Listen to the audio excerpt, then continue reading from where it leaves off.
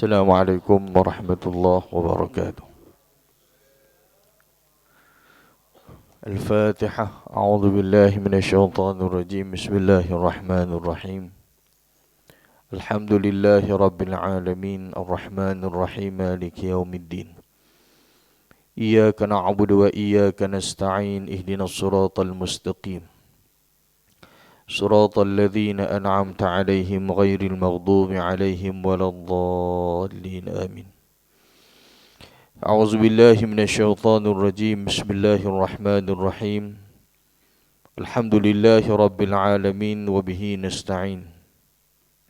ونصلي ونسلم على هذا النبي الكريم سيد المرسلين وعلى آله وصحبه ومن تبعهم بإحسان إلى يوم الدين.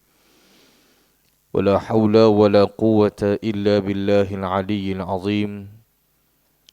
ولا حول ولا قوة إلا بالله العلي العظيم. ولا حول ولا قوة إلا بالله العلي العظيم. وحسبنا الله ونعم الوكيل. وبعد، أيها المؤمنون اتقوا الله، أوصيكم وإياي بتقوى الله فقد فاز المتقون. Hadirin hadirat, muslimin muslimat, ibu-ibu ayah-ayah yang dimuliakan Allah Subhanahu wa taala. Alhamdulillah, syukur kita kepada Allah Subhanahu wa taala kerana masih lagi memanjangkan usia umur kita dan diberikan kesihatan yang baik. Dapat sama-sama kita menunaikan solat fardu subuh secara berjamaah dan masih lagi dipilih untuk berada di dalam majlis ilmu pada pagi ini, yang mudah-mudahan pertemuan kita pada pagi ini dirahmati dan juga diberkati oleh Allah Subhanahu wa taala. InsyaAllah pada pagi ini akan menyambung siri kuliah pengajian kita menggunakan kitab koleksi kisah ulama silam yang kaya dengan pendidikan akhlak Rasul mulia, umat mulia dan akhlak mulia. Kita sambung pada bab yang ke-15, perbezaan suatu kenyataan. Kita akan lihat satu kisah yang berlaku kepada imam ataupun pengasas dalam mazhab Maliki, Imam Malik bin Anas. Imam Malik bin Anas radhiyallahu taala anhu, sebagai satu orang tokoh yang sangat hebat dan menjadi rujukan kepada umat Islam. Jadi nama Imam Malik bin Anas ini sangat dikenali dan sangat terkenal dan sangat harum di sisi penguasa Abbasiyah di Baghdad ketika itu. Ketika itu yang menjadi khalifah iaitulah Khalifah Abu Ja'far Al-Mansur, yang wafat pada tahun 158 Hijrah. Khalifah Abu Ja'far Al-Mansur ini sangat kagum, sangat menghormati Imam Malik bin Anas radhiyallahu taala anhu. Kita tahu bahawa Imam Malik ini adalah pengasas kepada mazhab Maliki, kepada mazhab Imam Malik, dan bidang kepakaran, bidang hadis, bidang fiqh dan karya yang terkenal yang masyhur ialah kitab Al-Muwatta. Kitab Al-Muwatta, kitab yang dikarang oleh Imam Malik. Dan mazhab Maliki ini tersebar luas di beberapa tempat di dunia, seperti di Maghribi, di Algeria, di Libya, di Iraq, di Palestin dan lain-lain. Ini mazhab ini berkembang. Jadi Imam Malik bin Anas radhiyallahu taala anhu, ceritanya satu hari ketika mana Khalifah Ja'far Al-Mansur datang ke Mekah untuk melaksanakan ibadah haji. Dia datang ke Mekah. Bila dia sampai di sana, terus dia meminta Imam Malik untuk berjumpa dengannya. Sebab Abu Ja'far Al-Mansur ini adalah khalifah. Jadi sampai di sana, dia minta Imam Malik bertemu dengan dia. Lalu kedua-dua ni pun bertemu, berdiskusi tentang berbagai perkara mengenai berkaitan dengan hukum agama. Dan jelas sekali Khalifah Abu Ja'far Al-Mansur, dia sangat teruja dengan kehebatan dan keluasan ilmu yang dimiliki oleh Imam Malik. Diberi gelaran sebagai Imam Ahlul Madinah, Imam Ahli Madinah. Satu orang yang faqih, satu orang yang alim dalam bidang hadis. Lalu Khalifah Abu Ja'far Al-Mansur, dia kata, aku berniat untuk memperbanyakkan kitab Al-Muwatta. Kitab Al-Muwatta, kitab karangan Imam Malik yang masyhur, kitab hadis dan juga kitab fiqh di dalam karangan Imam Malik, dalam karangan Imam Malik. Dan kata Khalifah, aku akan mengutuskan kitab Muwatta ini ke seluruh negeri. Lalu Khalifah memerintahkan semua rakyat untuk melaksanakan isinya dan meninggalkan kitab-kitab yang lain. Dan kata Khalifah Abu Ja'far Al-Mansur, menurutku mazhab yang benar adalah mazhab Ahli Madinah, yakni mazhab Imam Malik. Baik, apa yang terjadi? Abu Ja'far Al-Mansur, dia ni satu orang khalifah yang sangat tegah, yang sangat disegani. Kalau dia buat keluarkan sesuatu perintah, maka tidak ada yang berani untuk membantah. Kalau dia kata semua orang kena ikut mazhab Imam Malik, semua kena ikut. Sebab orang tak berani lawan perintah dia. Dan kali ini Khalifah Abu Ja'far Al-Mansur dia bertekad untuk menjadikan kitab Al-Muwatta yang dikarang oleh Imam Malik satu-satunya kitab yang menjadi rujukan dalam hukum Islam, dan menjadikan karya Imam Malik bin Anas sebagai satu-satunya fatwa yang mengikat seluruh masyarakat. Apa benda pun semuanya kena ikut mazhab Maliki, kena ikut fatwa Imam Malik, kena menjadikan kitab Muwatta dan mazhab Imam Malik itu sebagai rujukan dalam hukum Islam. Namun, bagaimanakah tindakan ataupun tindak balas respon Imam Malik terhadap tawaran ini? Jadi bila Imam Malik mendengar satu tawaran yang dibuat oleh Khalifah Abu Ja'far Al-Mansur, kata Imam Malik, wahai Amirul Mukminin, janganlah engkau laksanakan niat ini. Sesungguhnya masyarakat kita telah mempunyai pendapat sendiri-sendiri. Mereka juga membaca hadis dan mereka juga memiliki riwayat, dan setiap orang itu bebas mengamalkan pendapat yang menurutnya benar sesuai dengan fatwa para sahabat Nabi SAW. Mencabut amalan dan pendapat yang selama ini diyakini bukan perkara mudah, maka biarkanlah setiap orang melaksanakan pendapat yang menjadi pilihan mereka masing-masing.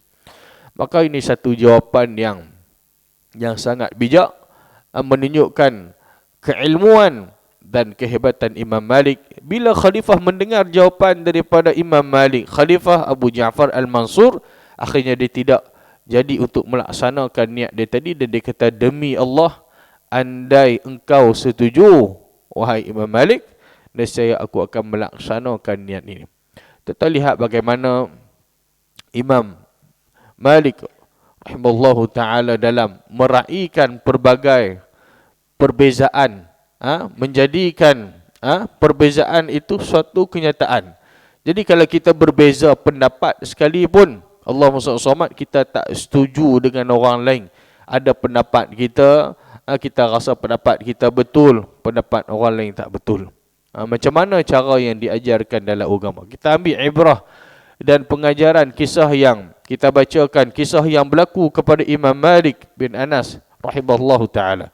Menolak perbezaan, menolak kenyataan. Dan kisah ini diceritakan oleh Al-Qadhi Iyad Al-Yahsubi di dalam kitab Tartibul Madarik.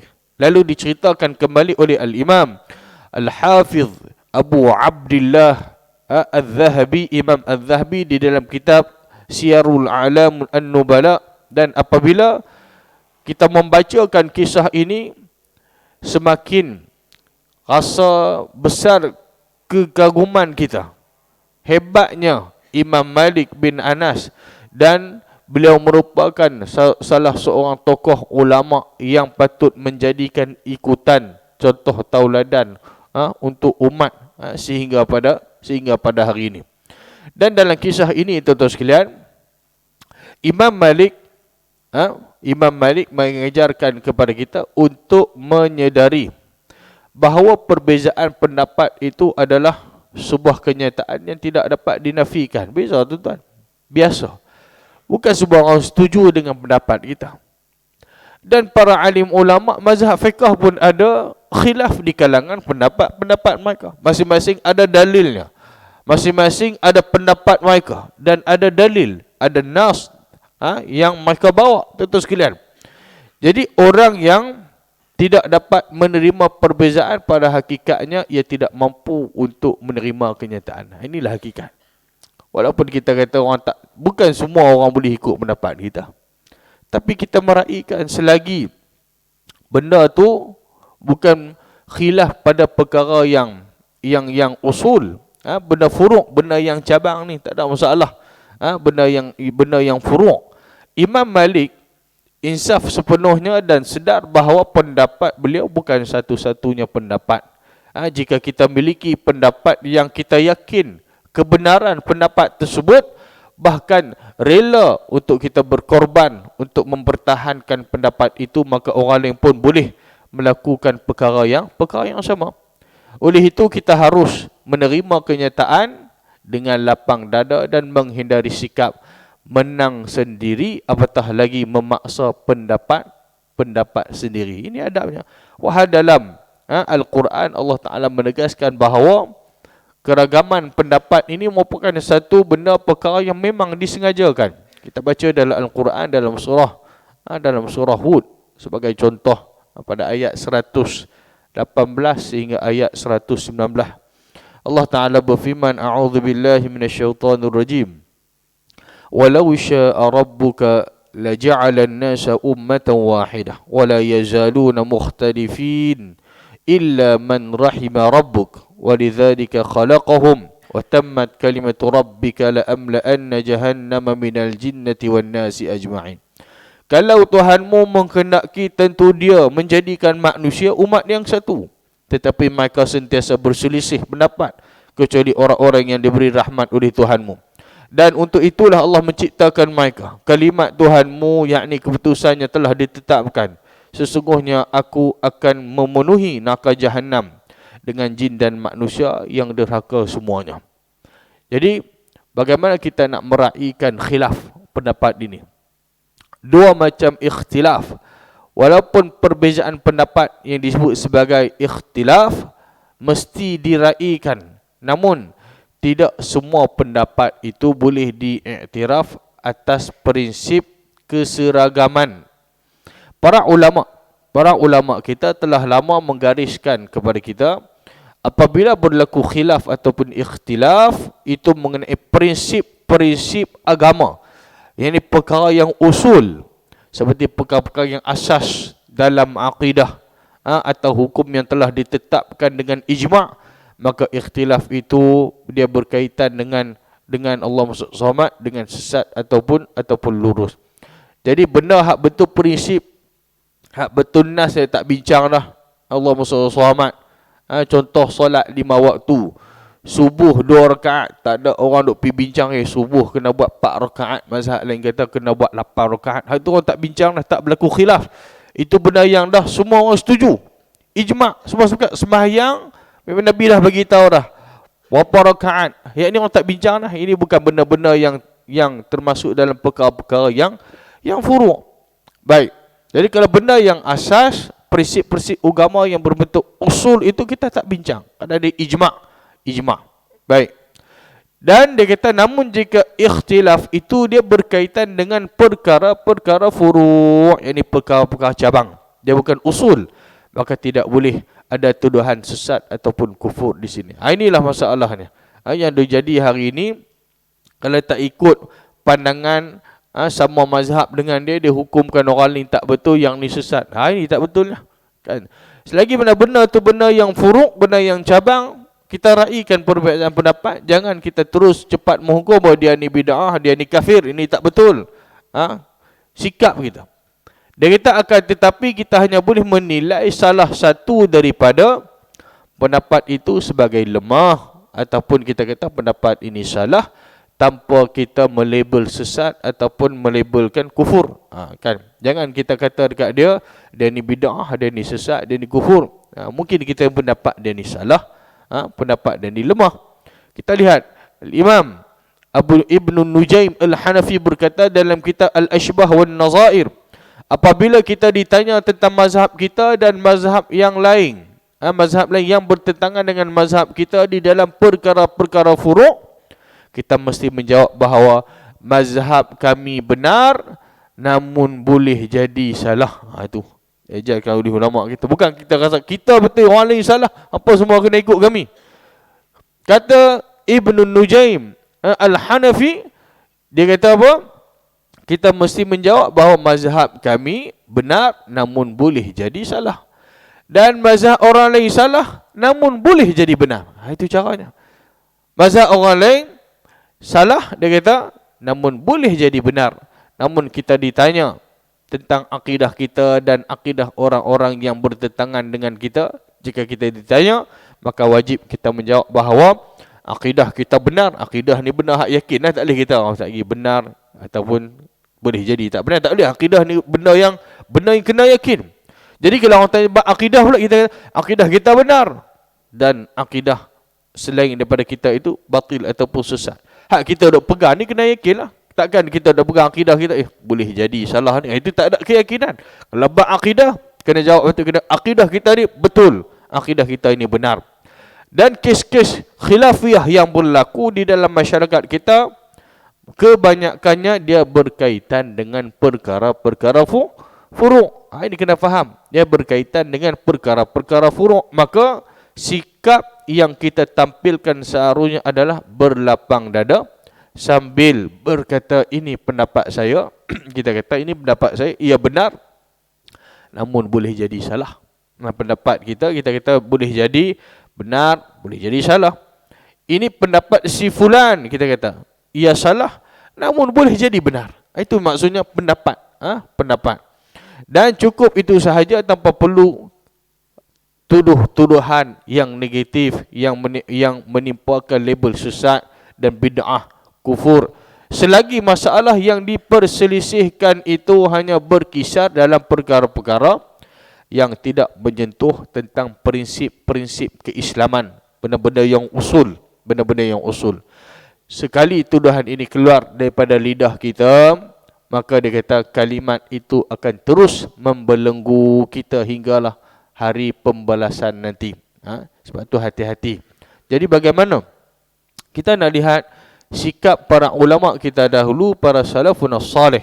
Bila berlakunya perbezaan ataupun khilaf ataupun ikhtilaf ini, sikap salafun salih apabila kita mencuba untuk mengkaji sejarah, lalu kita melihat sikap para ulama salaf dalam persesihan yang berkaitan dengan masalah-masalah furu' seperti ini, ternyata sangat keterbukaan. Nampak tak? Sangat keterbukaan dan persatuan selalu mewarnai diskusi mereka. Maka kita lihat sikap Imam Malik bin Anas yang kita ceritakan tadi, tidak lain dari sekadar kelanjutan sikap ulama, sahabat dan tabi'in yang hidup beberapa dekad sebelum daripada beliau, yakni sebelum daripada Imam Malik rahimahullahu taala. Sikap seperti ini misalnya diceritakan oleh Abu Sa'id Al-Khudri, sahabat Nabi SAW. Dia cerita, kami pernah berperang bersama dengan Nabi SAW pada 16 Ramadan. Maka sebahagian daripada kami berpuasa, sebahagian daripada kami berpuasa, dan sebahagian daripada yang lain berbuka. Maka orang yang berpuasa tidak mencela orang yang berbuka. Dan orang yang berbuka puasa tidak menyalahkan orang yang berpuasa. Saling tidak mencela di antara satu sama lain. Ini perbezaan pendapat. Hadis ini adalah hadis sahih yang diriwayatkan oleh Imam Muslim. Maka para sahabat Nabi SAW memang pernah melalui perselisihan, ikhtilaf akibat perbezaan pendapat. Namun bagaimana mereka mengharungi ataupun menghadapi perbezaan tersebut. Maka nak selesaikan macam mana? Perselisihan itu selalu diusahakan agar sekadar perbincangan sahaja tanpa menimbulkan perpecahan dalam barisan umat Islam. Dan hal ini kita nampak jelas kisah yang akan kita sebutkan yang berlaku di zaman Sayyidina Uthman dan juga terhadap sahabat Nabi SAW Abdullah bin Mas'ud radhiyallahu taala anhuma. Jadi kisah khilaf di antara Sayyidina Uthman dan juga Sayyidina Abdullah bin Mas'ud radhiyallahu taala anhu. Abu Dawud meriwayatkan ketika mana Khalifah Uthman radhiyallahu taala anhu dia memimpin jemaah haji di Mekah, di Madinah. Dan waktu di Madinah, bila dia memimpin jemaah haji dari Madinah, dia melakukan solat zuhur 4 rakaat. Dia solat 4 rakaat. Sewaktu mabit di Mina, solat zuhur 4 rakaat. Dan apabila berita ini diketahui oleh sahabat Nabi yang bernama Abdullah bin Mas'ud, beliau menyesali tindakan itu. Beliau menyesali tindakan yang dilakukan oleh Sayyidina Uthman kerana dia solat zuhur di mabit di Mina, zuhur 4 rakaat. Dan beliau berkata, aku solat bersama Rasulullah sallallahu alaihi wasallam di Mina 2 rakaat. Yakni solat qasar. Dia buat qasar 2 rakaat. Dan aku solat bersama Sayyidina Abu Bakar 2 rakaat. Dan aku solat bersama Umar 2 rakaat. Jadi Uthman di mata Ibnu Mas'ud sedang menyalahi sunnah. Kerana Sayyidina Abu Bakar, Umar radhiyallahu taala anhu solat qasar bersama dengan Rasulullah sallallahu alaihi wasallam di Mina. Baik. Tiba-tiba Sayyidina Uthman solat 4 rakaat. Namun begitu, bila tibanya waktu solat, Ibnu Mas'ud dia solat 4 rakaat seperti mana yang dilakukan oleh Khalifah Uthman. Jadi orang pun pelik. Tadi nampak macam tak setuju, marah sangat. Solat 4 rakaat. Sebab dia kata Sayyidina Abu Bakar, Umar solat dengan Nabi bila di Mina, Nabi solat 2 rakaat. Tiba-tiba bila masuk waktu solat, Abdullah bin Mas'ud dia solat 4 rakaat juga seperti mana yang dilakukan oleh Khalifah Uthman. Dan satu orang pun berkata kepada engkau mencela Uthman kerana solat 4 rakaat, tapi kenapa engkau melakukannya juga? Beliau menjawab, perpecahan ini sangat buruk.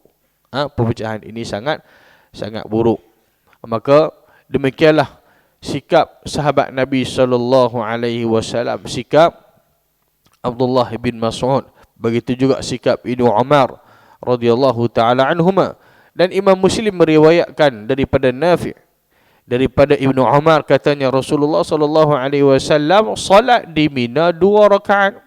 Juga Abu Bakar, Umar sesudahnya, begitu juga Uthman pada awal pemerintahannya. Lalu beliau salat 4 rakaat setelah daripada itu. Kata Nafi, dia kata maka setiap kali Ibnu Umar salat bersama imam, beliau melakukan 4 rakaat. Namun jika dia salat bersendirian, beliau melakukannya 2 rakaat. Itu kita railah. Kita raikan tuan-tuan sekalian. Allahumma salli ala sayyidina Muhammad. Ini para sahabat bagaimana mereka meraikan, walaupun di sana ada perbezaan ikhtilaf, perbezaan pandangan pendapat, tapi mereka selesaikan dengan cara yang baik. Dia kata hang ni salah, ni bid'ah, hang ni kafir dan sebagainya. Tak, diselesaikan dengan cara yang baik. Dan Ibnu Mas'ud atau Ibnu Umar memang tidak sependapat dengan Uthman. Namun perbezaan pendapat ini tidak mendorong kedua-duanya untuk memisahkan diri daripada jemaah atau menciptakan jemaah sendiri. Kedua-duanya juga tidak melabel Uthman hingga dengan pelbagai gelaran yang buruk seperti meninggalkan sunnah ataupun dikata dia ni ahli bid'ah ataupun sebagainya. Dan kedua tokoh ini hanya menyampaikan riwayat yang mereka tahu. Dia buat macam ni sebab ada riwayat, ada dalilnya. Nabi buat macam ni, ada dalilnya. Dan lalu tetap bergabung bersama dengan umat Islam. Akibatnya perbezaan pendapat tidak menyebabkan keretakan dalam barisan. Dan sikap inilah sungguh berbeza dengan sikap kita pada masa ini, pada hari ini. Setiap kali bila kita melihat ada pendapat yang berlainan dengan kita, maka hati kita terlalu sempit untuk menerima perbezaan itu, lalu lidah kita sangat mudah untuk melahirkan tuduhan. Tak sama je dengan kita, mulalah kita nak melabel dia dengan macam-macam lah. Akibatnya, perbezaan selalu berakhir dengan perpecahan yang tidak dapat dirujuk kembali selama-lamanya. La haula wa la quwwata illa billah. Sama-sama ustaz, sama-sama ugamawan, sama-sama orang berilmu duk bergaduh. Yang ni pergi balas dekat YouTube, yang ni balas balik, jadi tak selesai masalah. Yang ni pula duk pergi cari salah orang, hak ni nak pergi cari salah tok guru ni, yang ni nak pergi cari salah ustaz ni. Macam-macam duk jadi hari ni. Bukan apa nak buat konten yang kadang-kadang nak dapat review yang orang ramai tengok dekat dia punya channel dia, dekat YouTube dia, macam-macam hari ni. Sampai membuka keaiban dan kelemahan orang lain. Ini dilarang oleh agama. Katanya berjuang sunnah dan sebagainya. Tapi sunnah, adakah itu yang diajar oleh Nabi SAW? Kita melabelkan orang ni tak betul, orang ni tak betul. Kita tunjukkan gambar, video dan macam-macam ni. Maka kita membuka keaiban orang lain. Itu dilarang oleh agama. Sampaikan sunnah ini dengan baik. Jangan kita bertengkar. Seringkali kita meyakini bahawa pendapat kita benar-benar seiring dengan hadis Nabi SAW, sementara sementara amalan dan pendapat orang lain telah menyalahi sunnah. Kita kata pendapat kita je betul, kita ni betul-betul ikut sunnah, orang lain tak betul. Hati kita ni, Allahumma salli ala Muhammad, terasa gatal untuk menunjukkan keunggulan pendapat kita dan membongkar kelemahan orang lain. Ini jadi ni, yang dia bagi tahu ni betul lah.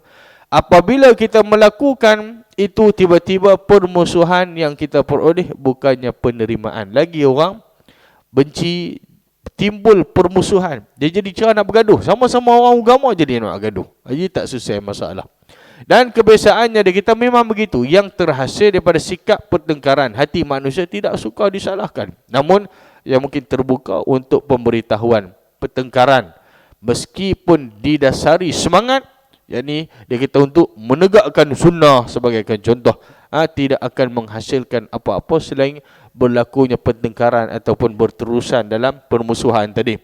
Dalam kitab Al-Adab Al-Asy'ariyah, Al-Syari'ah, karya Ibnu Muflih Al-Hambali, Al-Abbas bin Ghalib Al-Warraq berkata kepada pemimpin ahli hadis dan ahli sunnah di Baghdad, iaitu Imam Ahmad bin Hanbal,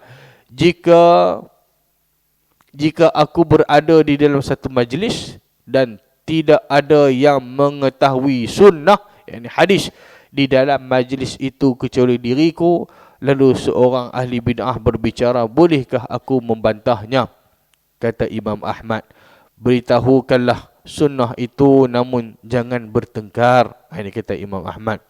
Maka Al-Warraq pun dia mengulangi soalannya itu beberapa kali, namun Imam Ahmad tetap melarangnya, dan beliau tidak menyukai pertengkaran walaupun atas nama sunnah dan hadis sekalipun. Ini ulama dulu tak suka tuan-tuan sekalian. Bab-bab nak bergaduh, nak bermusuh, nak bertengkar walaupun berbeza pendapat. Terutama apatah lagi perbezaan pendapat itu yang berlaku dalam perkara-perkara furuk yang kita sebutkan tadi, bukan dalam perkara yang usul. Maka ulama ini cuba untuk mengelak kalau boleh jangan berlaku pertengkaran, perselisihan walaupun atas nama sunnah, walaupun atas nama hadis Nabi SAW sekalipun. Setelah didesak berkali-kali, akhirnya Imam Ahmad berkata, aku melihatmu orang yang suka bertengkar. Tak ada apa pun, cumanya jenis nak cari gaduh je, nak suka bertengkar, bukan nak cari penyelesaian. Sepatutnya walaupun berbeza pendapat, kita raikan, kita selesaikan dengan cara yang baik. Tak, yang ni nak petang, aku yang betul, hang tak betul, hang nak kau, ni tak betul. Nak suruh orang, paksa pada orang lain untuk terima pendapat kita. Ini yang tak betul. Selagi mana perbezaan pendapat yang berlaku dalam perkara yang furuk dan masing-masing ada nas, masing-masing ada dalilnya, kita raikan perbezaan itu dengan cara yang baik. Terima dengan hati terbuka. Bukan kita duk rasa kita je betul, orang lain salah. Itu yang tak betul. Kita rasa kita yang terbaik, orang lain salah. Itu yang pendapat itu yang tidak betul. Maka kita doa kepada Allah Ta'ala, semoga Allah memberikan kebijaksanaan di dalam hati kita semua dalam kita menghadapi perselisihan, khilaf ataupun ikhtilaf pandangan secara damai dan penuh hikmah seperti mana yang diajarkan oleh para ulama kita salafun salih untuk kita mengambil iktibar dan juga pengajaran daripada kisah-kisah mereka itu. Mudah-mudahan Allah Subhanahu wa taala sentiasa merahmati kita, mengampuni dosa-dosa kita semua dan memasukkan kita ke dalam syurga-Nya nanti insya-Allah taala. Jadi sekadar itu saja yang baik daripada Allah Subhanahu wa taala. Mohon maaf salah silap, kasar bahasa, segala kelemahan dan kekurangan daripada diri saya sendiri. Aqul qawli hadza wa astaghfirullahal azim li wa lakum. Assalamualaikum warahmatullahi wabarakatuh. Bismillahirrahmanirrahim. Alhamdulillahirabbil alamin wa bihi nasta'in. Allahumma faqihna fid din وعلمنا تأويل واهدنا إلى صراطك المستقيم. ربنا آتنا في الدنيا حسنة وفي الآخرة حسنة وقنا عذاب النار. صلى الله على سيدنا Muhammad. Alhamdulillahi rabbil alamin. Kita tangguh dengan kafaratul majlis dan surah Al-Asr.